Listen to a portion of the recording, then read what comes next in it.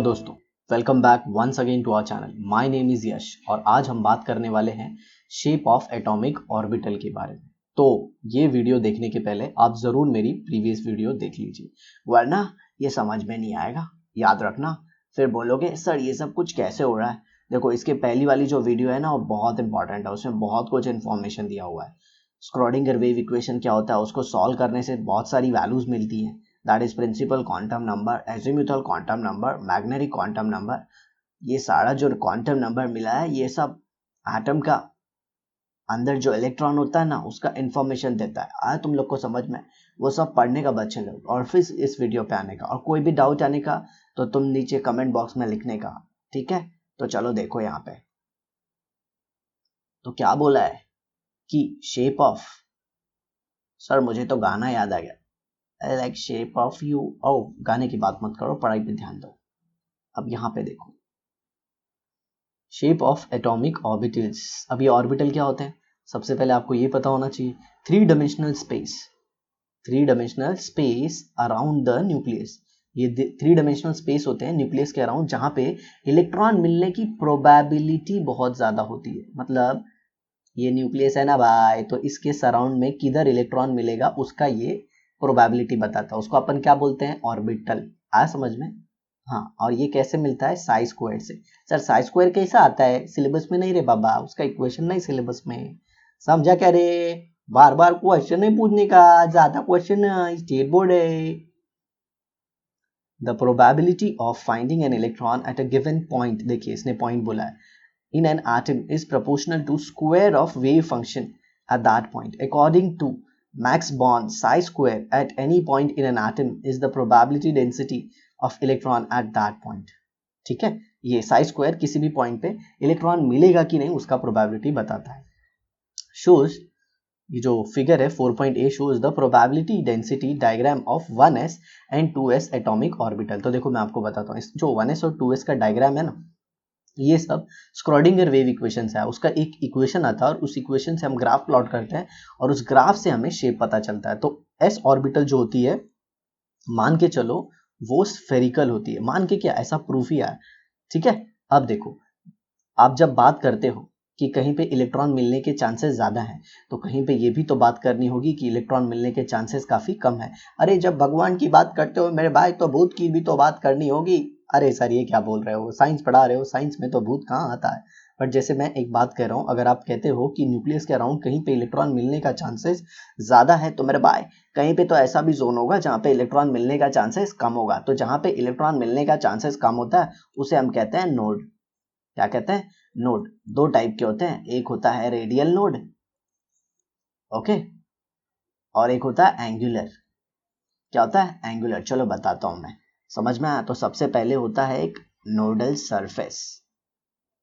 क्या ये? Nodal surface है। और दूसरा क्या है? Angular node. Okay, nodal surface को आप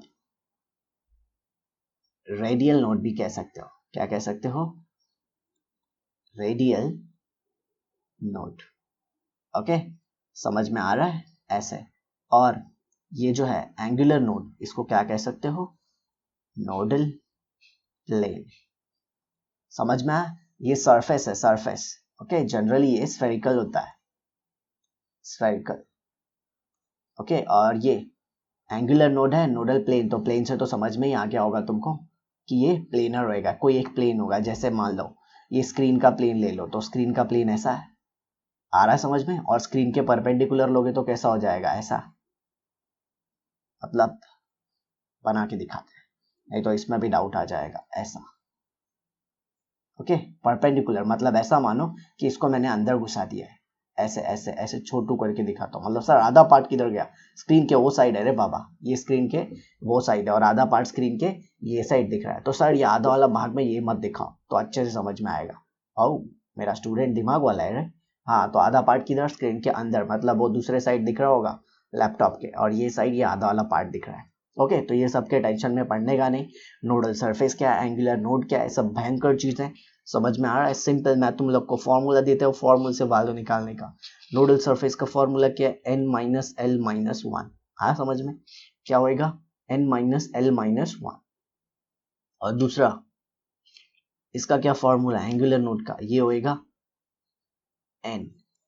आ समझ में, क्या होएगा, n होएगा। सर n क्या है, n मतलब प्रिंसिपल क्वांटम नंबर, n क्या है, प्रिंसिपल क्वांटम नंबर।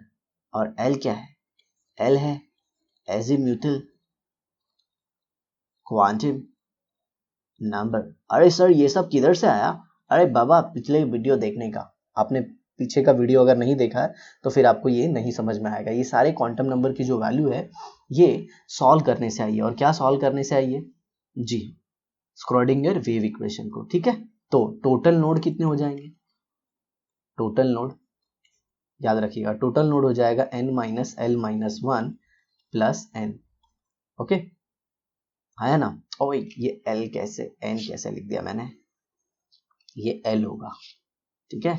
मन भटक जाता है सर, मन को क्या बोले अभी सर, हम लोग कभी भटक जाता है, किसी को दे दो मन को, मन नहीं भटकेगा। अरे सर ये क्या बात बोल दिए। तो देखिए टोटल नोड हो जाएगा n माइनस वन, ठीक है। तो ये था सब नोड के बारे में।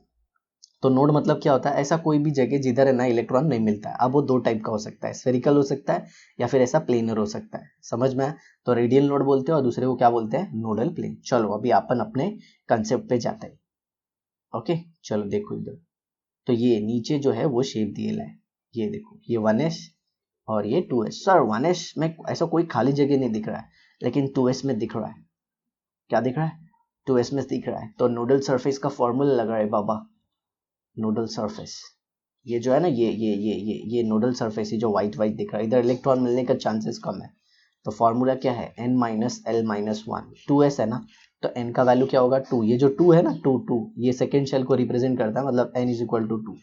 और s के लिए की वैल्यू क्या होती है 0 माइनस 1, तो कितना आ गया 1, तो नोडल सरफेस 1 आएगा। और 1s में अगर ढूंढना है तो कैसे निकालोगे, n minus L minus one, तो n 1 हुआ, l 0 हुआ, माइनस 1 0, तो 1s में कोई नोडल सरफेस नहीं मिलता। अब आपको ऐसा लगता होगा कि सर ये सब कैसे आता है, तो ये सब कुछ आता है स्क्रोडिंगर वेव इक्वेशन को सॉल्व करने के बाद एक इक्वेशन, और वो इक्वेशन से ये सब हम डिराइव करते हैं। अगर तुमको जानना है तो बताना जरूर कमेंट बॉक्स में, उस पर भी वीडियो बनाएंगे।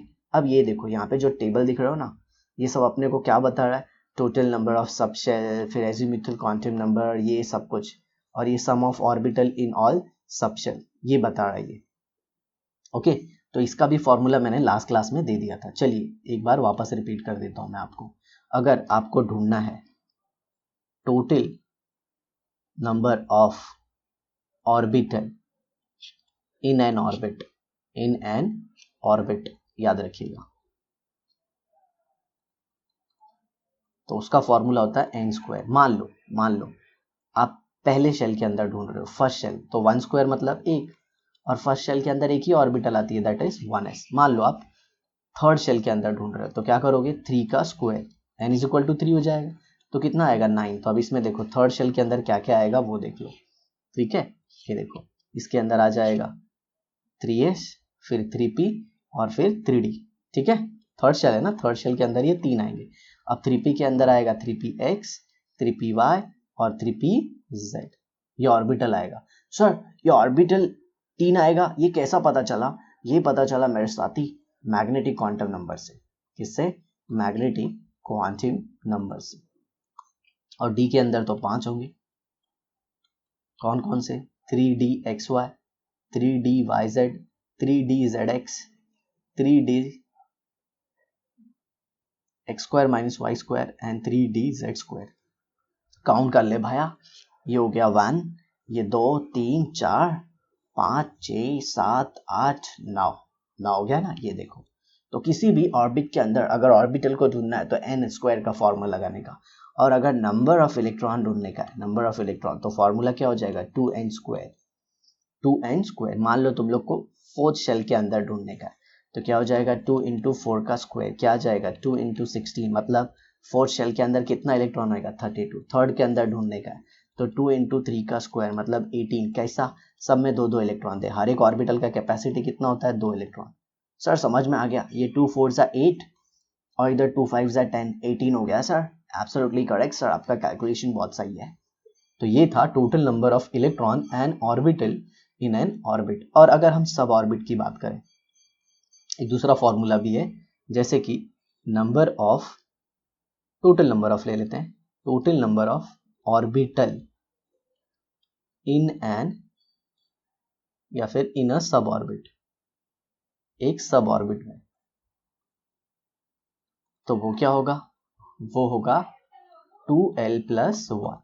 जैसे मान लो आपको p सब ऑर्बिट के अंदर ढूंढना है, p सब ऑर्बिट, ओके।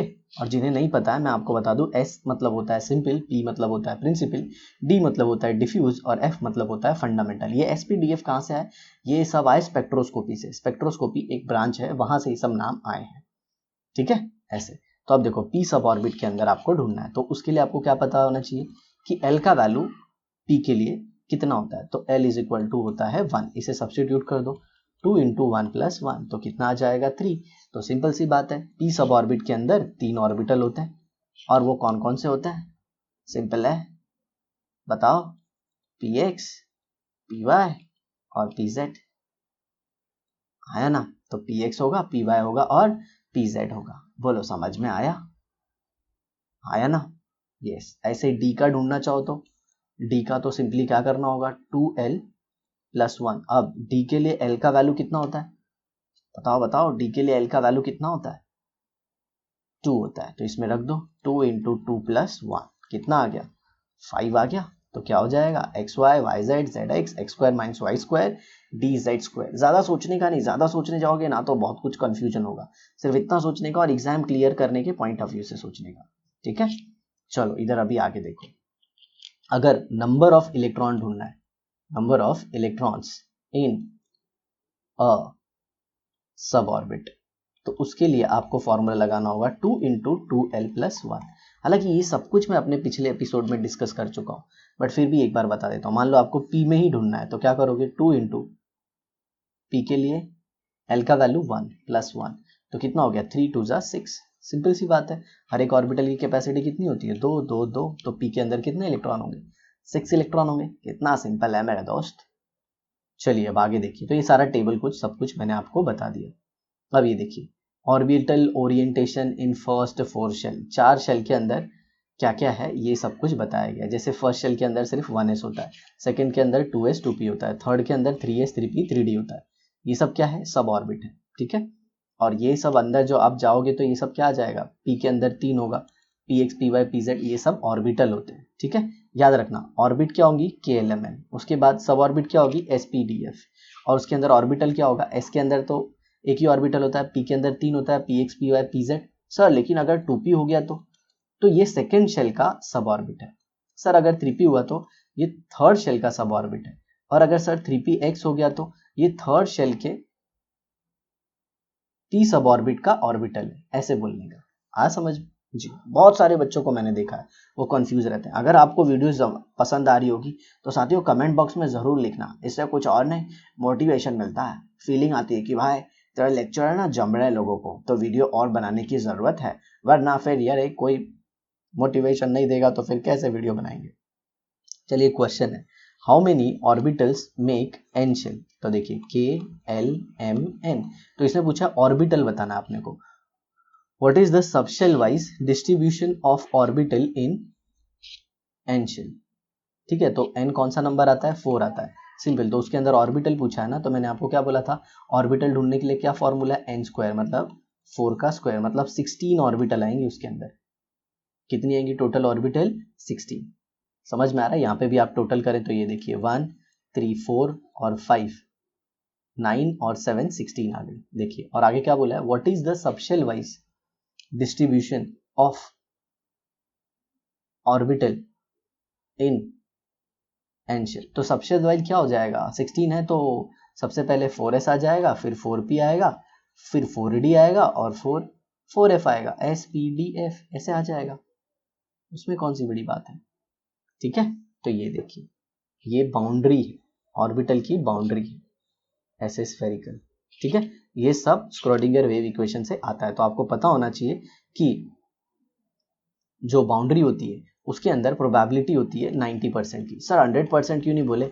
अगर 100% बोल दिया मेरे भाई तो प्रोबेबिलिटी नहीं है, तब तो वो फिक्स हो गया ना, इलेक्ट्रॉन मिलने का चांस फिक्स हो गया। आगे देखिए, okay, figure B 4.7b shows that boundary surface diagram of atomic orbital 1s and 2s which are spherical in shape. Here a boundary surface is drawn in space for an orbital such that the value of probability density, देखिए इसको बोलते हैं probability density या फिर probability of finding an electron, is constant and encloses a region where the probability of finding electron is typically more than 90%। मतलब इसके अंदर electron के होने के चांसेस 90% है। ठीक है, such a boundary surface diagram is a good representation of shape of a orbital। ये क्या रिप्रेजेंट कर रहा है? Shape of orbital. ठीक है, ऐसे जैसे ये कैसे बनाया जाता है मैं आपको बता देता हूँ। देखो, अगर न्यूक्लियस फिक्स हो गया, क्योंकि न्यूक्लियस बहुत मैसिव होता है, उसे हम मानते हैं ऑलमोस्ट फिक्स। अगर न्यूक्लियस फिक्स हो गया, उसके बाद देखिए ये हो गया न्यूक्लियस। अब इसके बगल में हम प्रोबेबिलिटी बनाते जाते हैं। इलेक्ट्रॉन इधर हो सकता है, ऐसे हो सकता है, ऐसे ऐसे ऐसे ऐसे ऐसे ऐसे, राइट, ऐसे ऐसे ऐसे ऐसे। अगर आप देखोगे तो नज़दीक इलेक्ट्रॉन मिलने के चांसेस काफ़ी ज़्यादा होते हैं, बट जैसे जैसे दूर जाओगे इलेक्ट्रॉन मिलने के चांसेस क्या होते हैं? कम होते हैं। ओके, मैं चांस की बात कर रहा हूँ, कम मिलता है। ऐसा नहीं बोल रहा हूँ कि दूर जाओगे तो इलेक्ट्रॉन बिल्कुल नहीं मिलेंगे, मिलेंगे, लेकिन चांसेस क्या होंगे? कम होंगे। हाँ, समझ में? ज़्यादा डार्क आपको सेंटर में ही दिखेगा, एकदम न्यूक्लियस के नज़दीक। फिर इसी को हम लोग ने क्या किया? बाउंड्री बना दिया। अब ये बाउंड्री क्या रिप्रेजेंट करेगी? जी हाँ, कि इसके अंदर इलेक्ट्रॉन मिलने के चांसेस क्या है? 90% है, और इसी को हम लोग क्या कहते हैं? ऑर्बिटल। ओके, और ये कौन से ऑर्बिटल का शेप है? एस ऑर्बिटल का। पी ऑर्बिटल का ऐसा होता है डम्बल, पी कैसा होता है? Dumbbell shape. और डी ऑर्बिटल कैसा होता है? Double dumbbell, double dumbbell. Okay, और डी क्या होता है? ओ, डी तो हो गया एफ। एफ का शेप हाईली डिफ्यूज होता है, या फिर आप कह सकते हैं हाईली कॉम्प्लेक्स। ओके, उसके शेप को डिफाइन करना काफी डिफिकल्ट है और वो अपने सिलेबस में भी नहीं है। तो देखो यहाँ पे एक क्वेश्चन भी दिया है, an atom has 2 electron in 4s orbital. एक एटम है जिसके अंदर 2 इलेक्ट्रॉन है और 4s ऑर्बिटल में।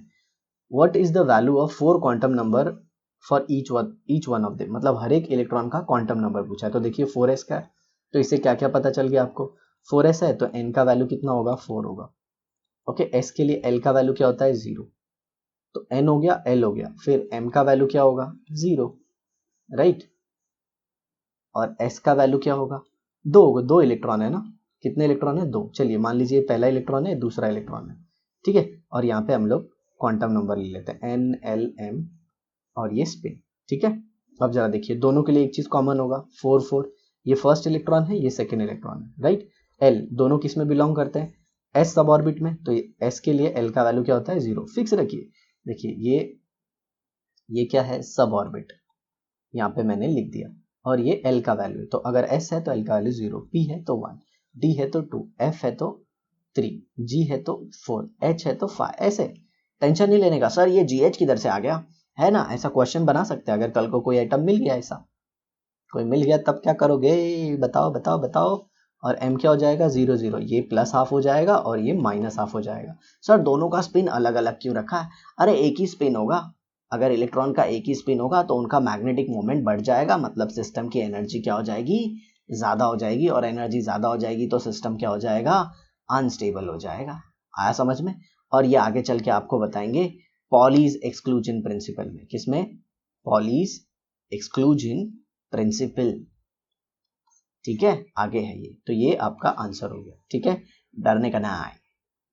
अब आगे देखिए, डू यू नो गाना बजने लगा ये तो। The value of Sai square at any infinite distance from the nucleus is never 0। इसका मतलब क्या? अगर आप ग्राफ बना रहे हो किसका? Psi square versus R. मान लीजिए ये ग्राफ है, ये साई स्क्वायर मतलब इलेक्ट्रॉन मिलने का chance, probability of finding the electron. ठीक है, और ये है आर मतलब डिस्टेंस फ्रॉम न्यूक्लियस। समझ में आ रहा है? तो अगर आप बनाओगे प्रोबेबिलिटी तो ये ग्राफ इसका ऐसे जाएगा और ये पैरेलल रहेगा। पैरेलल देख रहे हो आप यहाँ पे। ओके, ये ग्राफ एक्चुअल में ऐसे जाएगा। न्यूक्लियस के अंदर तो न्यूक्लियस पे इलेक्ट्रॉन मिलने का चांस 0 है, लेकिन न्यूक्लियस से कम डिस्टेंस पे देख रहे हो कितना ज्यादा मिलने का चांस है। ये देखो बट जैसे जैसे आप आगे जा रहे हो देखो इलेक्ट्रॉन मिलने का चांस कम होते जा रहा है, और इनफाइनाइट डिस्टेंस पे तो बहुत कम हो जाएगा, बट ये लाइन कभी इसको इंटरसेक्ट नहीं करती, याद रखना ये बात, ठीक है। यही बोलने का मतलब है। सर ये ग्राफ ऐसा कैसे आ गया? बच्चा वही बोल रहा हूँ ना, स्क्रॉडिंगर को सॉल्व करने के बाद ये सब मिलता है। जानना है तो कमेंट बॉक्स में लिखना, okay. Therefore, a boundary surface enclosing 100% probability density cannot be drawn. Okay तो 100% आएगा ही नहीं, क्योंकि यहाँ पे भी तो इलेक्ट्रॉन होने के चांसेस मिल रहे हैं, यहाँ पे भी इनफाइनाइट डिस्टेंस पे भी इलेक्ट्रॉन मिलने के चांसेस हैं, लेकिन चांसेस बहुत कम है। यहाँ पे लाके ऐसे ज्वाइन करोगे तो देखो ना, चांस बहुत कम है, यही तो चांस है इलेक्ट्रॉन मिलने का। इसीलिए हम नहीं बोलते कि ये बाउंड्री के अंदर इलेक्ट्रॉन 100% मिलेगा। कोई हार्डकोर स्टेटमेंट नहीं दे सकते कि नहीं इसमें मिलेगा, मिल सकता है। The s orbital are spherical in shape, their size increases with increase in n, मतलब ये 1s है, ये 2s है, ये 3s है, ये 4s है। साइज क्या होते जाएगा? बढ़ते जाएगा, जैसे जैसे प्रिंसिपल क्वांटम नंबर बढ़ते जाएगा, ठीक है। The electron is located further away from the nucleus as a principal quantum number n increases, मतलब n जैसे जैसे बढ़ेगा न्यूक्लियस से इलेक्ट्रॉन का डिस्टेंस बढ़ते जाएगा, ऑब्वियसली जिस सबशेल में इलेक्ट्रॉन होगा, ओके। ये देखिए ये 2p का ऑर्बिटल, देखिए 2p ऑर्बिटल कैसे, ये डंबल शेप का है, बट इसमें एक प्लेन है जहां पे इलेक्ट्रॉन नहीं मिलेगा, और उसे हम क्या कहते हैं? Angular node, okay. तो p सब ऑर्बिट में एंगुलर नोड क्या है जी? देखिए इसमें है, इसमें यहाँ पे देख रहे हैं आप, ये px है, तो जो बचा हुआ वही प्लेन ले लो, तो कौन सा प्लेन आ जाएगा? yz plane. कौन सा प्लेन? yz प्लेन, ये वाला, ये वाले प्लेन में इलेक्ट्रॉन नहीं मिलेगा, ठीक है। ये देखिए y है ना, तो सिंपल तरीका, zx प्लेन में इलेक्ट्रॉन नहीं मिलेगा। अब जरा देखो ये z है ना, तो xy प्लेन में इलेक्ट्रॉन नहीं मिलेगा, xy प्लेन, z में आपको इलेक्ट्रॉन दिख रहा है ना ये, तो xy प्लेन में इसके इलेक्ट्रॉन नहीं मिलेगा। आ रहा है समझ में? ये अलोंग द एक्सिस है, अगर ये x है और ये y है और मैं px ड्रॉ कर रहा हूँ तो ये ऐसे है, ऐसे, ओके। लेकिन देख रहे हो ये प्लेन में, अगर ये प्लेन में आपको दिखाऊं तो इसमें तो कोई इलेक्ट्रॉन नहीं है।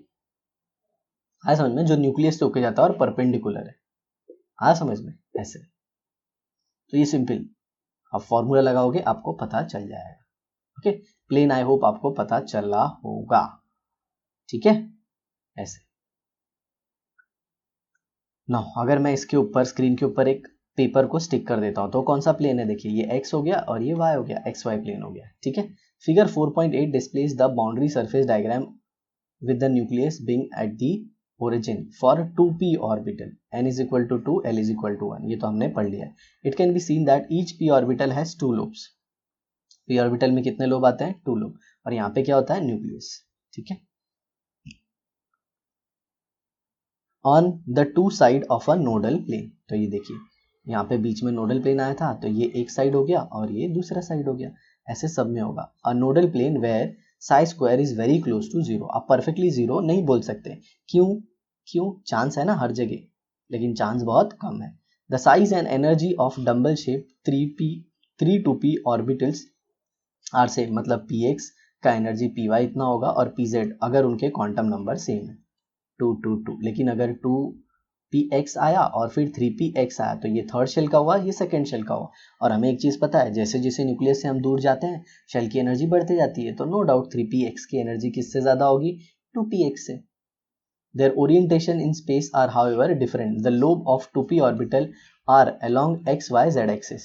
Okay, xyz axis पे होता है। Accordingly, the corresponding orbitals are designated as 2px, 2py, 2pz. The size of energy of the orbital in p subshell increases with increase in principal quantum number.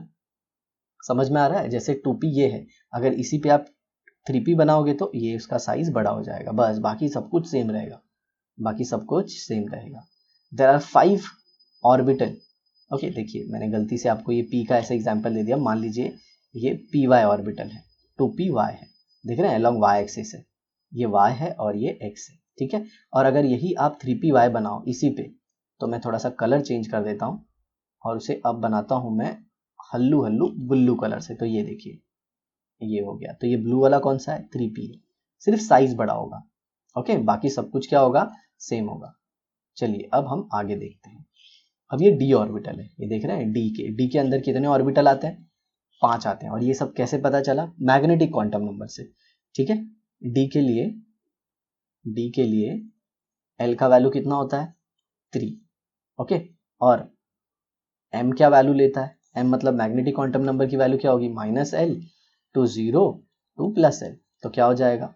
ये -3 से +3 के बीच के सारे नंबर आएंगे, okay. तो क्या हो जाएगा? -3 फिर -2, ओ ये तो मैंने 3 ले लिया, 2 आएगा। डी के लिए एल का वैल्यू 2 होगा, तो ये 2 से +2, तो -2 फिर -1 फिर 0 फिर +1 फिर +2। ये देखिए इतना, तो 1 2 3 4 5।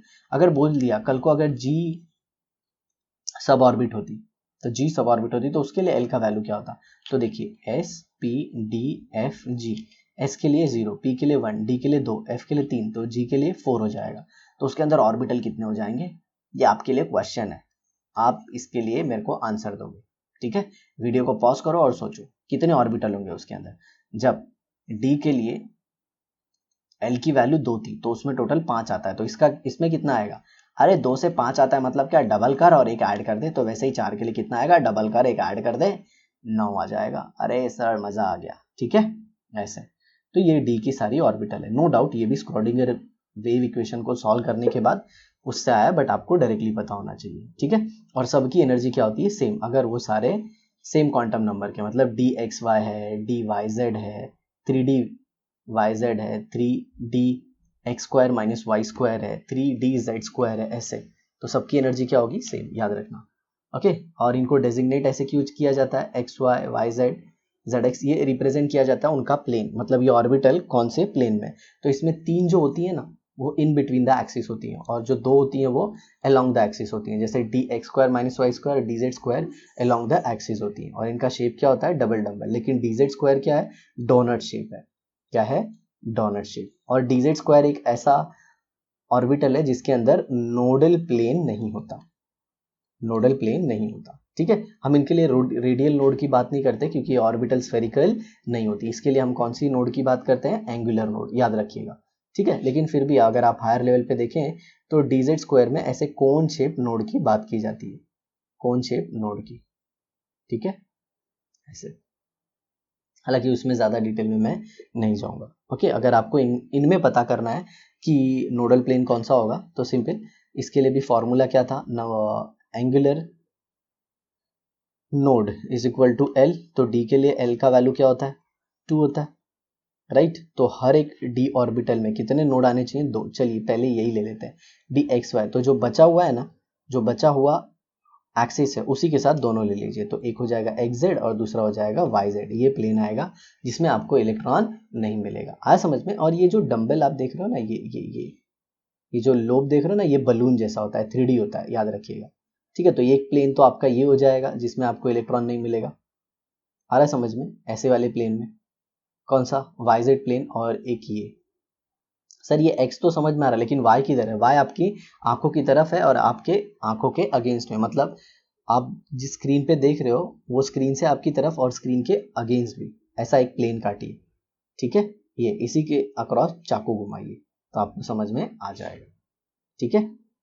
आगे देखते हैं एनर्जीज ऑफ द ऑर्बिटल, ये तो अलग कंसेप्ट है, ओके।